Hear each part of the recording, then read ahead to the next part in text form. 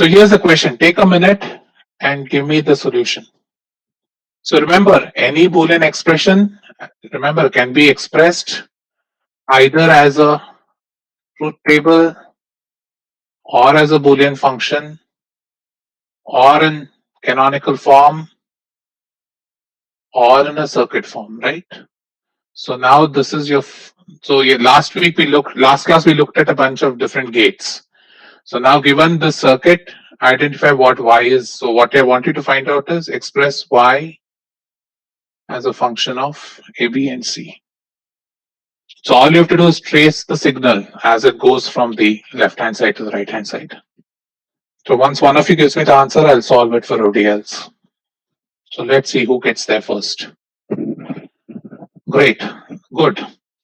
So again, this is very simple and rudimentary. This is your AND gate.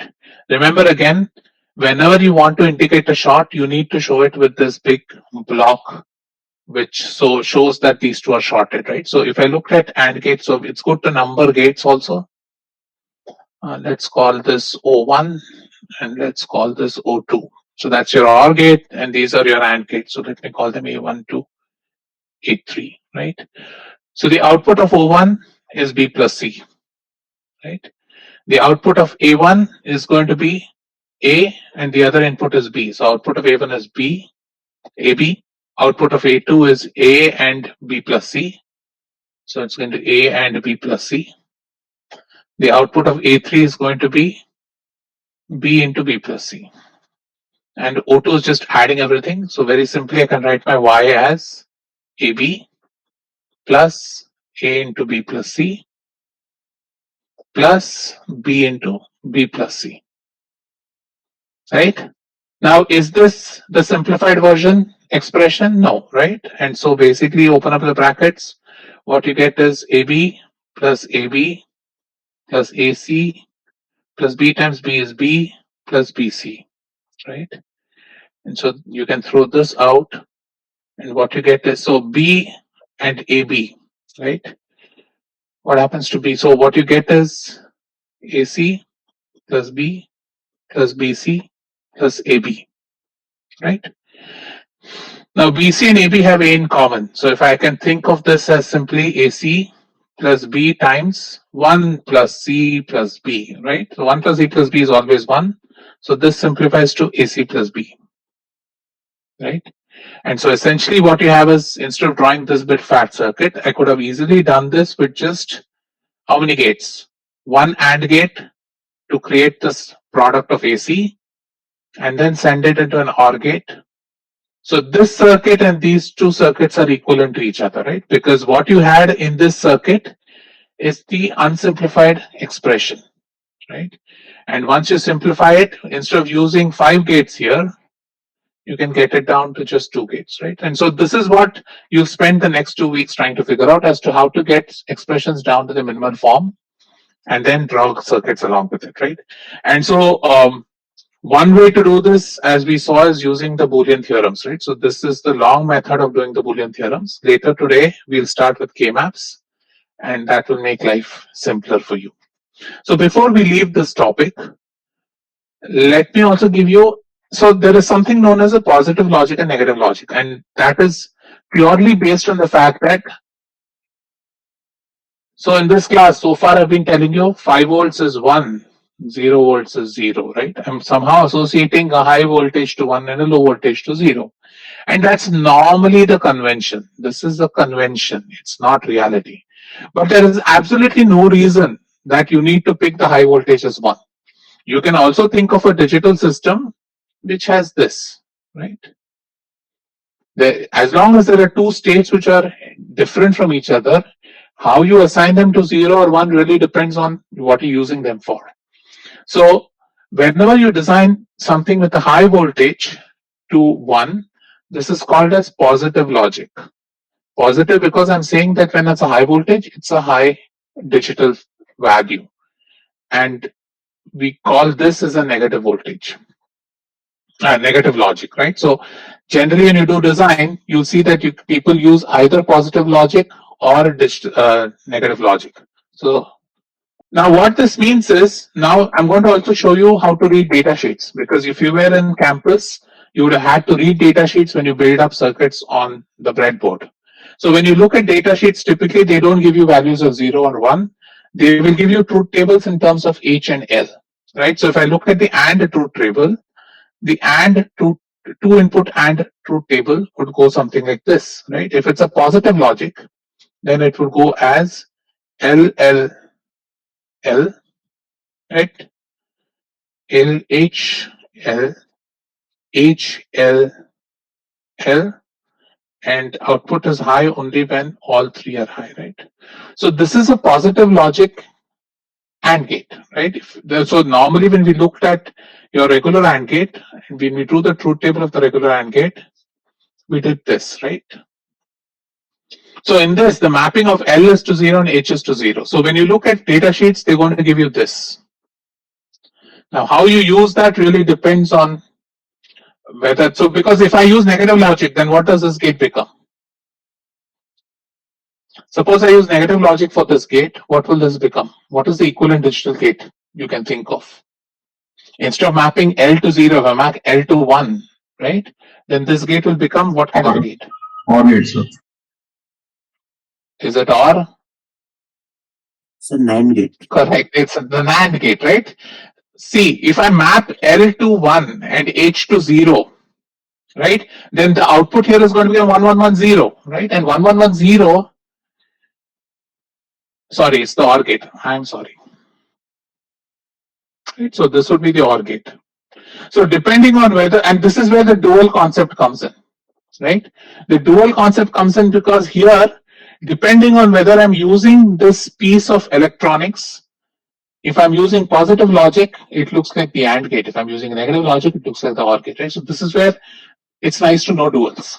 Now, normally when you design, normally we'll do things in positive. So don't have to worry about not negative, but it's just something which you want to probably keep in mind when you're thinking about design. There is freedom to choose what means a 0 and what means a 1. So Rachit asks, what happens? So obviously this, Rachit asks a question, what will happen if the data is transmitted by a device using positive logic to a device using negative logic? It will not work, right? Provided you know what's happening. If you, as long as, so the convention is use positive logic for your entire design. Don't combine positive logic with negative logic. And if you're doing so, then be very aware of what is it that you're sending through. It's not wrong to mix the kinds of logic, but in simple things where you have like less than 10 gates, you can keep track of it, right? Think about a system where you have like say 20,000 gates. When you have something like 20,000 gates, then it's not a good idea to keep flipping between logic styles. So generally you stick to one particular logic style for the entire design that you're doing, okay? So we'll also talk a little bit about this later in class. So I'm just introducing these things. So when you buy chips, say on Amazon or any website, right, you'll see that a lot of these packages have something known as the technology used to build the gates. So these are different technologies. Again, we'll go into all this in much detail when we finish combinatorial logic. So what was the oldest technology was the transistor logic, and then was followed by the emitter couple logic. So again, when you want to use when you want to drive a lot of current, when you want to drive a large load, right? You'll see that you'll use ECL over CMOS. But CMOS is the most prevalent. So if you look at microelectronics, any microelectronic chip you buy will be all CMOS. So it's a good idea to focus on CMOS. TTL, ECL are what we have in the lab today. So if you were working in the lab, you'd be using TTL, ECL. Now, what happens with, why is this important is sometimes, right? Suppose you had an IC. So ICs are associated with pins, right? When you start the lab, you'll see, we'll try to explain this to you. If you've seen the videos, you might have an idea. So these are the various, suppose I'm talking about some specific ICs, right? These are some, so ICs are numbered and each number has a data sheet. All the data sheets are also accessible to you. If you go to Canvas, you have links to that. So why is this important? Because this technology dictates, suppose I keep this pin floating. So this is like pin, say this is some pin number 1, say, right? So if I keep pin 1 floating can mean different numbers in these technologies, right? So if it's TTL, floating can mean it's a high. In CMOS, floating doesn't mean anything. Floating means that I don't know what its value is, right? So depending on what is the kind of technology you use, floating pins, etc., mean different things. And why is this again important? Because when you're designing a system, it is generally not a good idea to keep anything floating. Always connect things to what you intend that signal to be there, right? So it's a bad design if you have a chip where you've kept things floating. If you don't want to use the gate, connect them to ground, right? Keep everything connected so that it's easy to track. So always a good design engineer will ensure that there are no floating nets, no floating pins anywhere in your design. So the other things you need to keep in mind when you think of ICs. So the first one is known as fan out. Now what is fan out? So think about a case where you have to take an output of some gate and feed it to some other gate, right? So I can say feed it to 3 gates. So if I'm feeding this to 3 gates, then I will say the fan out of this is 3, right? So when I say fan out, I'm looking at from one output, how many inputs am I going to? And similarly, fan in is the other, that is how many, what is the maximum number of inputs I can take to the gate, right? And this becomes important when you start doing circuit level design, because fan out and fan in are associated with real capacitances and resistances in the circuit. So normally when you see like a CMOS technology, you'll see that fan out is restricted to 3 or fan in is restricted to 3.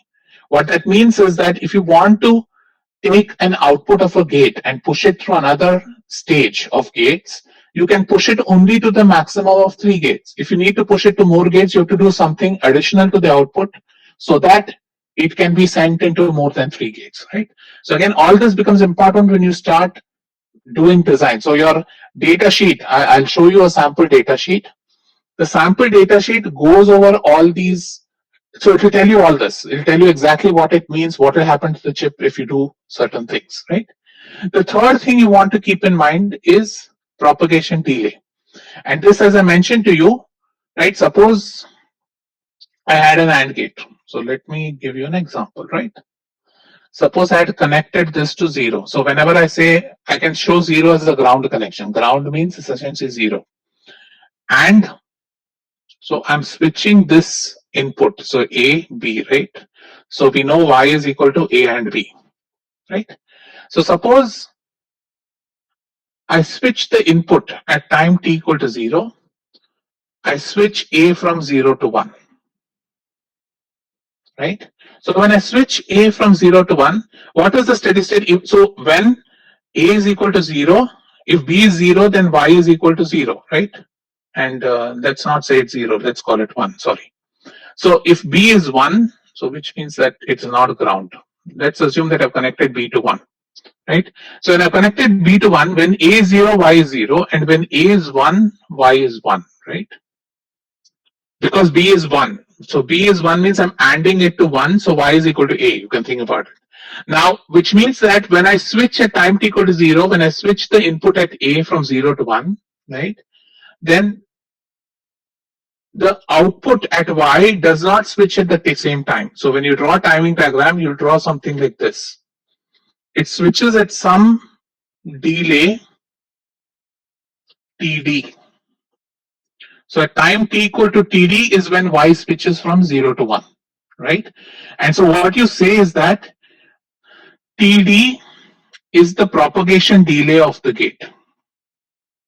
So you want, so propagation delay is kind of a measure of the speed of the gate, right? So if you want a circuit which works fast, you need to ensure that the propagation delays of the gates used in that design are much smaller, right?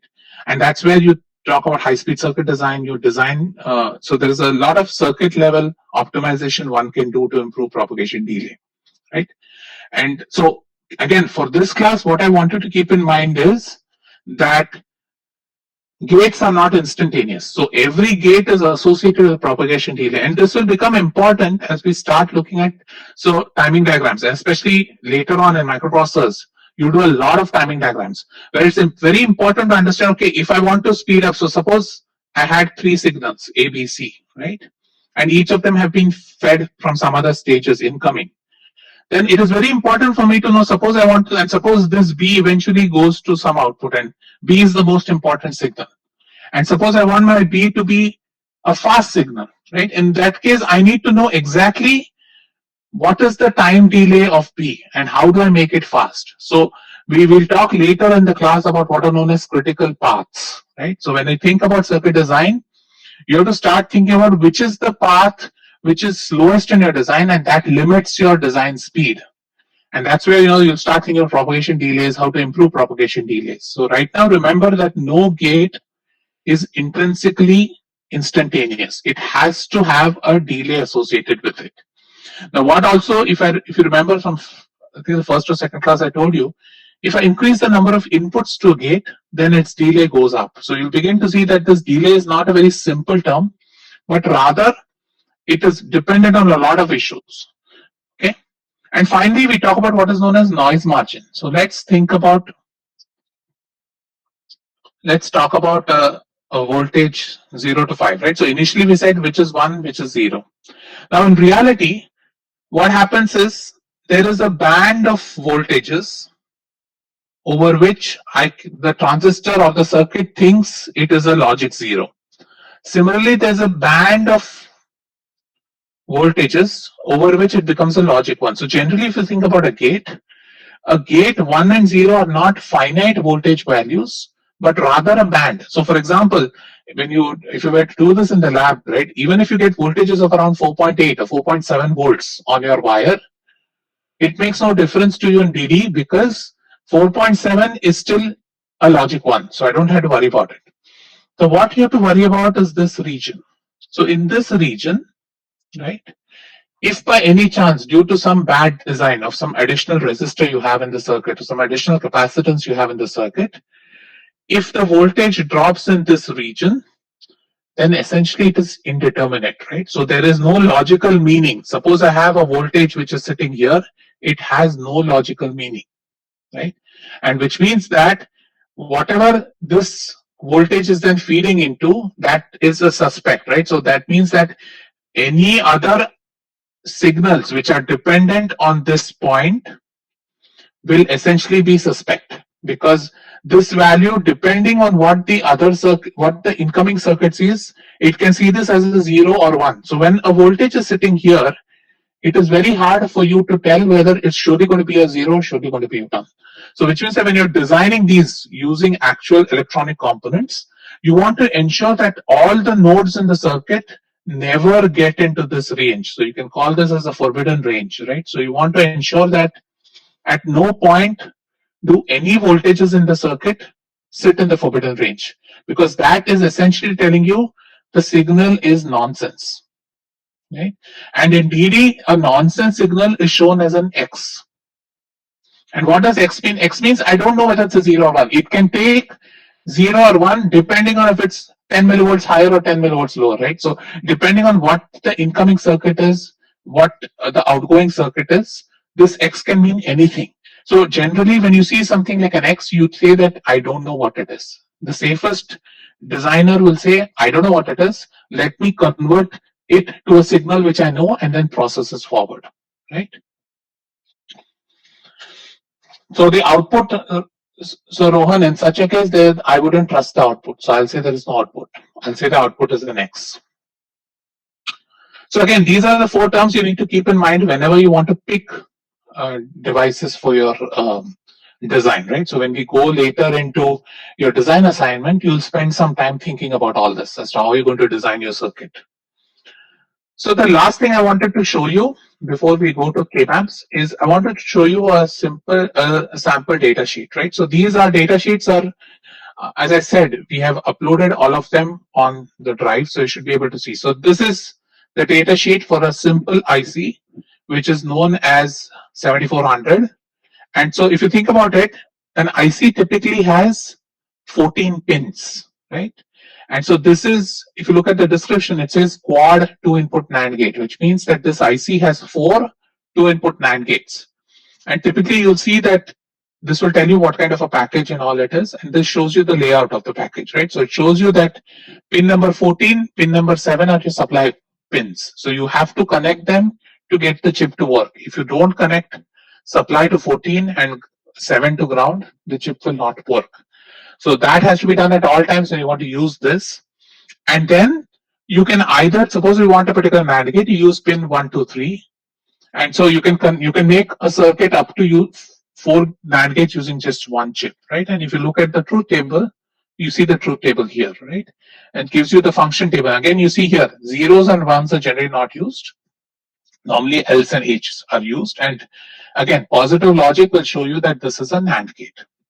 So if you go down in the data sheet, it will also tell you what the voltages need to be, right? What is the maximum voltage? So this tells you that the maximum voltage you can apply to this chip is 7 volts. So normally we use 5 volts in the lab, but you can go up to 7 volts in the lab. And here it tells you, see, here it gives you supply voltage can be in this range, 4.75 to 5.25. These are recommended operating settings. Then we talk about these two currents, VIH and VIL, right? So VIH is, if you see the number 0 and number, see 2 and 0.8. So it means that any voltage in the range 5 to 2 is a 1. And it says any voltage in the range 0 to 0.8 is a 0, right? So these are measures of what that noise margin is. And you go further down, you see other requirements. Again, all this is just for you to, I wanted to get you guys to think about the completeness of a data sheet. So when you want to use a component in your design, always go and look at the data sheets. So in the lab, you would have gone and looked at the data sheet, because that will also tell you, in addition to what are the maximum voltages and currents, it also tells you how to use this chip, right? So the pin configuration of a package is very important when you want to design. Additionally, see, you see propagation delay time, right? So what this is telling you is steep. So you talk about two delays, low to high and high to low. This is with respect to output. So when I'm going low to high, my delay is roughly 22 nanoseconds. And high to low, my delay is roughly 15 nanoseconds, right? So again, this mismatch comes about because of the way the gate is actually designed. So you begin to see that it's not necessarily that delay has to be a constant per gate. It also depends on what the input sequence is, right? So if the output is going down, like in this case, it is basically telling you that if the output is rising, it is going to take it's going to take longer.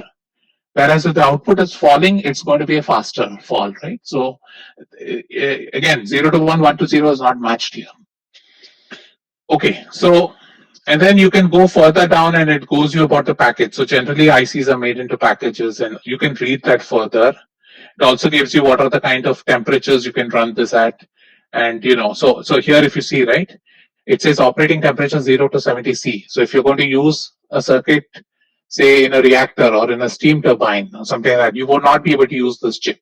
So you will have to procure different chips which can work at high temperatures, right?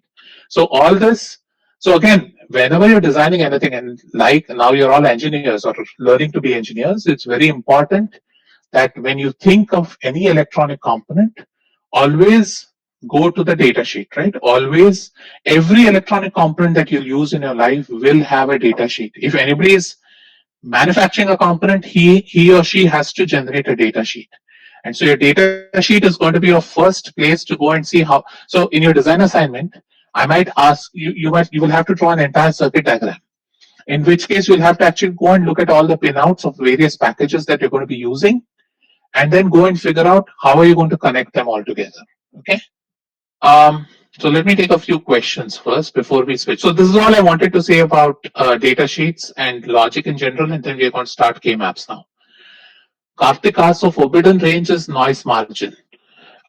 So there are different ways to measure noise margin. You can talk about it. So forbidden range is the range where you don't want the signal to be. So the noise margin is the flip of that, right? So you talk about VCC minus that forbidden range is your noise margin.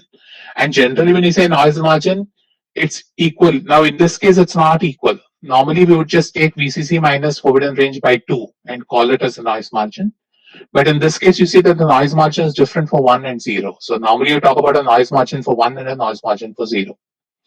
Sanika asks, what is the purpose of pin 7 and pin 14? So again, when you want a transistor circuit to work, you need to give it a supply. If you're not going to give it a voltage, it will not be able to work, right? And so pin 7 and pin 14 are essentially your power. This is your input power you're giving to the circuit for the circuit to work. So if you don't connect the input, if you don't connect the supply voltages, basically your chip cannot work. Okay. Okay. Next question, sir. VIH will output high about 2 volts. Correct. So could you please repeat what is fan out again? Again, so fan out is, suppose I'm taking the output of one gate and feeding it to inputs of subsequent gates. Fan out tells me what is the maximum number of gates I can feed this output into, right? So suppose I have the output of one gate, I want to feed it into 3 gates. I will ensure that the fan out is less than or equal to 3, right? So as long as the fan out number is less than is equal to 3, I can feed it into 3 gates. For example, if I'm going to take that output and feed it into 10 gates, then it's not going to work, because what happens is, remember, you're taking, it reduces your input current. I don't want to get into too much details, but it's a property of the internal circuit of the gate. But what happens is it reduces your voltage range or the current range. So again, it pushes your node voltage or node current into that forbidden range. And that's why fan out is important. You want to ensure that at no point, if you're using the same voltage at different points, at no point you want it to enter the forbidden range. Okay. So what causes propagation delay? Suction propagation delay is caused, as I told you, right? Every gate is made up of transistors, resistors, and capacitors. So when you think of an RC circuit, you have a delay, right? So very simply, propagation delay comes about because of the fact that our circuits are made up of resistors and capacitors. And when you think about an RC circuit, anytime you're switching the RC circuit, it is going to have a delay with it, and that's what it is here. Why is the high level output current negative and the low level? So that depends on technology, Mayank. We'll talk about it when I do TTL in detail. Nishant asked, do we need a forbidden region? It is not a question of need, right? It is, so, I mean, okay, I see where you're coming. Well, ideally, it depends, right? Whether you have a circuit which is causing a loss of voltage. If your circuit can essentially supply infinite current and infinite voltages, then you can live with no forbidden region. Because of the physical limitations of design, we probably will need to have a forbidden region to differentiate zeros and ones, right? And so Rachit asked, can you please explain floating again? All I meant with floating was, suppose by chance, right? I'm not connected.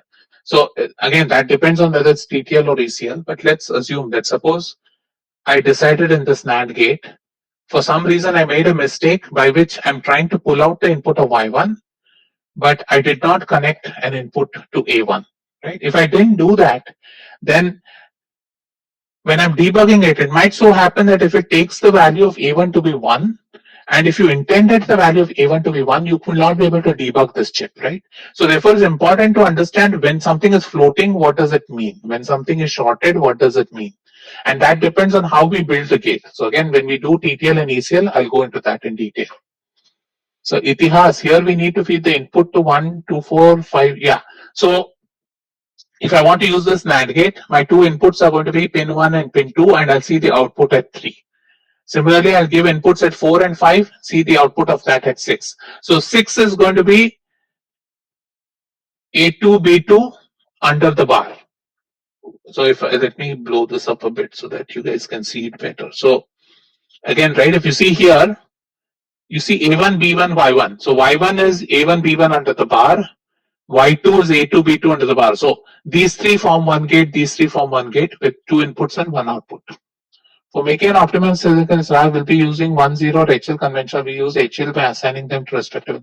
So Newell, again, in this class, unless specified, use positive logic, right? Which means that H becomes 1 and L becomes 0. So you should have a special reason not to do it. My suggestion to you and what I expect of all of you in this class is use positive logic. Unless I might tell you that maybe negative logic might help you in certain design, then we can look at it. But for most cases, let's use positive logic. Okay, if no more questions, I'll continue. Okay, so now let's start the next chapter, which is an important chapter, which is how to do optimization. We'll start with what are known as K-maps.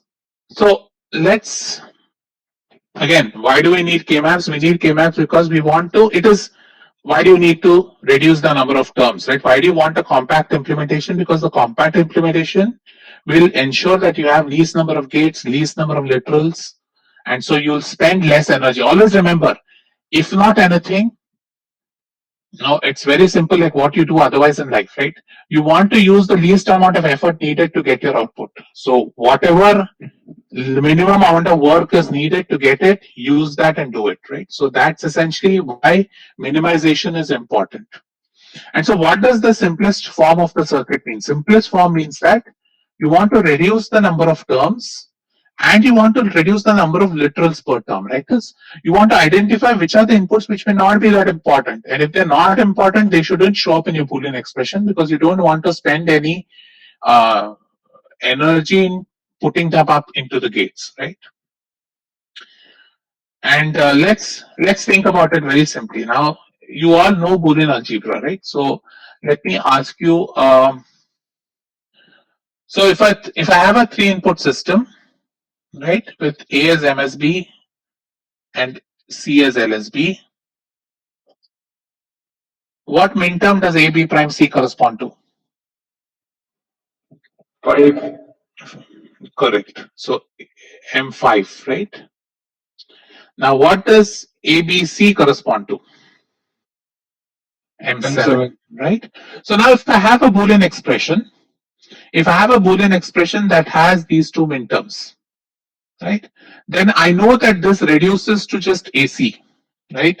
Because B plus B prime is going to be 1, and so I just get AC. So if I had any Boolean expression which had M5 and M7, M5 and M7 differ in only one bit, right? It differs in only one bit.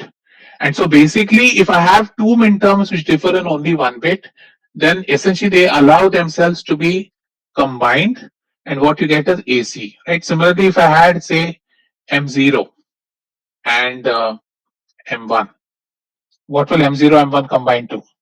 Suppose I had M0 plus M1. If I ask you what that means, right? You would have said M0 plus N1 is A prime, B prime, C prime plus A prime, B prime, C, which is nothing but A prime, B prime, right? So what you're doing is, if I now start thinking about Boolean expressions written in a canonical SOP form or a canonical pause form, then I can see that if I start collecting minterms, like let's focus on minterms for now. If I start collecting minterms which are one bit separate from each other, right, then that gives me a very easy way of minimizing the expression. And so what you want to do is you want to do what is known as a K-map, and K-map basically is just trying to arrange.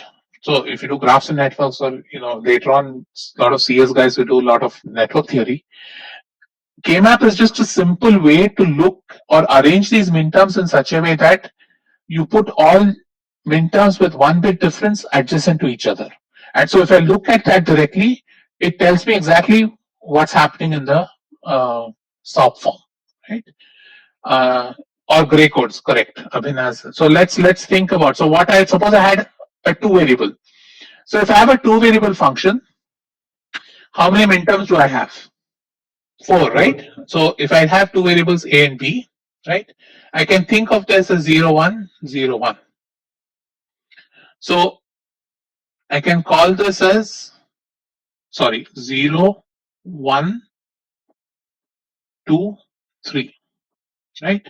Or in other words, I can think of this as, this is your A prime, B prime, this is your A prime, B.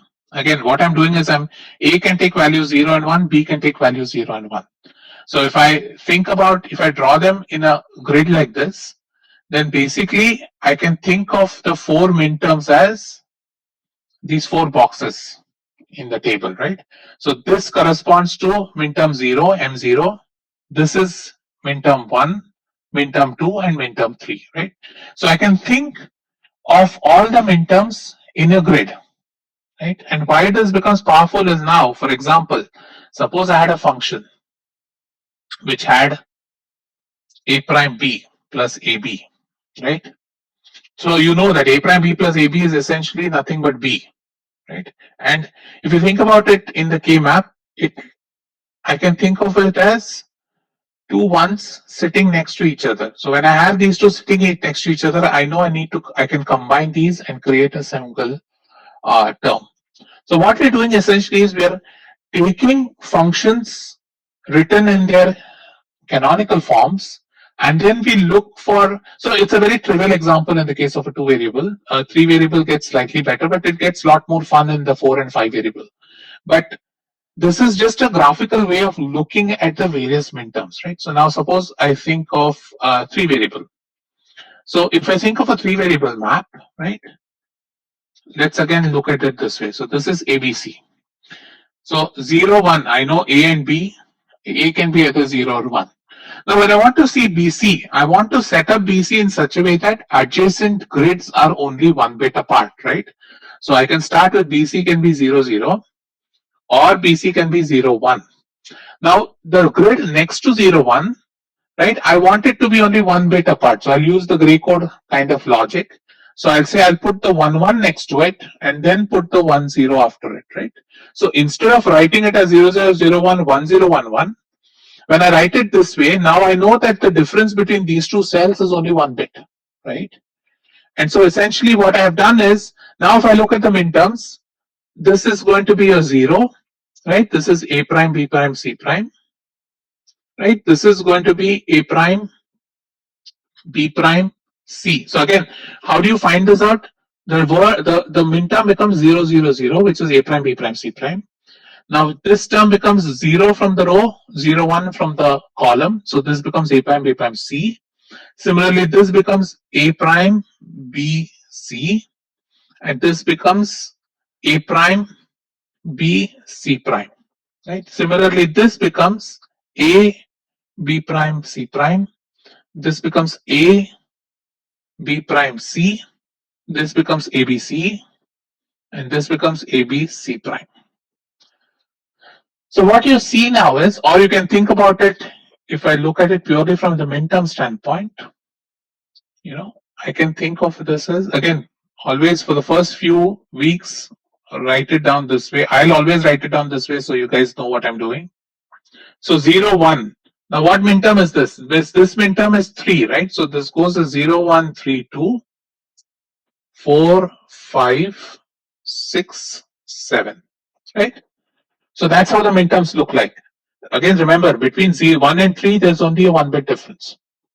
So now you see that, suppose I had a function, right, which had these 4 minterms, right? Suppose I had a function which had these 4 minterms, then I know that if I looked at it as a K-map, this would immediately simplify to A prime, right? So if I had a function which had A prime, B prime, C prime, A prime, B prime, C, A prime, BC, and A prime, BC prime, that is if I had M0 plus M2 plus M1 plus M3, then that essentially reduces to A prime. Similarly, if I had the other 4, those would reduce to A. Likewise, if I want to find the region of B prime, this is my region of B prime. This is my region of B. This is my region of C, and this are my region of C prime, right?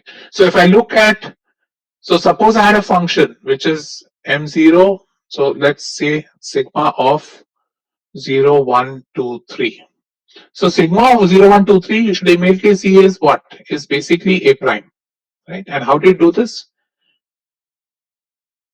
So sigma essentially means that if you look at the truth table, only the minterms associated with 0, 1, 2, 3 will have an output of 1. All others will have an output of 0. So what I do in that case is, I will just input the 4 ones into this. Now the next algorithm is now try and group these into 2 power n squares or groups, right? So for example, this all adjacent things I can group into one group, and this, when I group it into one, basically I'm saying that all these 4 simplify into A prime, right? Similarly, if I had the minterms, suppose I had this function 3, 2, 7, 6, right? Ideally I shouldn't write it like this, I should write it in ascending order. But suppose I had a function like this, what does this simplify to? Yeah, again, how do you do that? Because 3, 2, 7, 6 are sitting here. And if I group all these four together, all I'm doing is grouping these four minterms, right? And here you see that D is common in all, and the rest of them cancel each other out. So what ends up getting, so what essentially the K-map method is trying to put all the minterms into this and then trying to look for commonalities. So trying to find the largest groups which share one bit difference. And once we identify those groups, those quickly simplify into smaller expressions, right? So you don't have to do any Boolean theorems, but it basically comes from Boolean theorems. So there's nothing different that's happening here. Only thing is because it's graphical, it is much easier. So you don't need to hunt for different terms or worry about writing them again and stuff like that, right? So let's look at this. So why don't you, let's try and do this. So these are typical questions you'll get for K-maps, right? So I'm asking you, there is a function xyz. Again, whenever I write a function like this, you should assume this is MSB and LSB. Sometimes it will not be mentioned, but this is the convention we follow in the class, right? So xyz is, suppose a sigma 2, 3, 4, 5. So why don't you guys do it, and then we'll do it together. Correct, right? And so again, remember, how do you look at this in a truth table? Suppose I ask you to draw the truth table of this. How would you have done it? X, Y, Z, F. So it goes from 0, 0, 0, 0, 0, 1, 0, 1, 0, 0, 1, 1, 1, 0, 0, 1, 0, 1, 1, 1, 0, 1, 1, 1, right? And 2, 3, 4, 5. So remember, this is 0, 1, 2, 3, 4, 5, 6, 7. When I say a function is written as a sum of products, so it is written in the canonical soft form with 2, 3, 4, 5 means that the output is high only for 2, 3, 4, 5 and it is 0 for everything else, right? So this is the meaning of the canonical soft form in terms of a truth table, right? So what I do now is that, so I can think, I could have given this question to you either this way, or you could have figured out the truth table. I could have converted this to some English verbiage and said that, okay, the output is high only when one of the ones is there, only if two ones are present, right? So I can say, for example, that instead of giving it to you this way, I could have said, design a circuit which outputs 1 only when there is either 1 1 or 2 ones among the inputs, right? So it is looking for, well, it's not completely true, but whatever. Let's not get into it. I was just doing it on the fly. So let's say that I could have come up with some verbiage which says that ultimately gets you to the truth table, right? And so when you do that, now let's do 2, 3, 4, 5. So what I'm now going to do is, I know this is sigma 2, 3, 4, 5. I know the output is going to 1. So I'm going to draw this K map. This is X, this is YZ, right? And again, when I do X and YZ, this is my 0, 1, 0, 0, 0, 1, 1, 1, 1, 0, right? And so hence my minterms are 0, 1, 3, 2, 4, 5, 7, 6. Now I know that the output is going to be high for 2, 3, 4, 5. So 2, 3, 4, 5, right? So this is the way I input this truth table or this soft form into the K map, right? This, I don't write the zeros in. If you want completeness, you can also write a 0 here, right? So once I've done this, once I've ported all my ones into the K map, then I start looking for the largest groups of 2 power n, right? So this is a 3 input gate. So the largest group can be an 8 input. So 8 inputs will be possible if all these were 1, in which case it would have been a trivial function. It would just be f is equal to 1, right? So the second largest grouping will be 2 power 2, which is 4. So let's look for groups of 4 which are adjacent to each other. There aren't any here, right? So therefore there are no groups of 4. So let's come down 1 again. Let's look for groups of 2. So in groups of 2, we see there are 2 groups. There is this group here and there is this group here. So what we do is we circle these 2 groups. So we have identified 2 groups of 2 variables each which differ in only 1 literal, right? And so now let's look at how do you read this group. So this group, X is common, right? So if I want to write the function f, let's look at the first product term. In this group, X is common and X is 0, so this becomes X prime.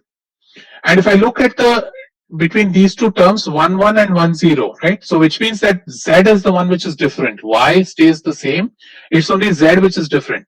So when I combine these two terms, what I'm going to get is because z is 0 here and 1 here, the z is going to drop off. So what I am left with is x prime y. So this grouping gives me x prime y.